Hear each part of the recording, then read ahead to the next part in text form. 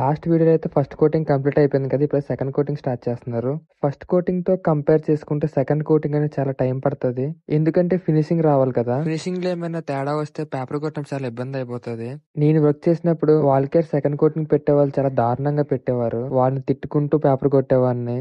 Paper కొట్టినప్పుడు ఎంత కష్టంగా ఉంటుందో నాకు తెలుసు భయ్య. నేను వర్క్ నేర్చుకున్న కొత్తలో అయితే నాకు ప్రతిరోజు పేపర్ ఇచ్చేవారు. అలాంటి తప్పులేం చేయకుండా ఇప్పుడైతే నీట్ గా పెట్టించాను వాల్ కేర్ మొత్తం సెకండ్ కోటింగ్. మా దగ్గర కూడా సేమ్ అలాగే పెట్టేవారు. స్టార్టింగ్ లో పెట్టిన వాళ్ళ చేత పేపర్ కొట్టించేవారు. ఆ తర్వాత చాలా నీట్ గా పెట్టడం మొదలెట్టారు. పేపర్ కొట్టడం అయిపోగానే కబోర్డులు వాల్స్ మొత్తం దులుపుకోవాలి.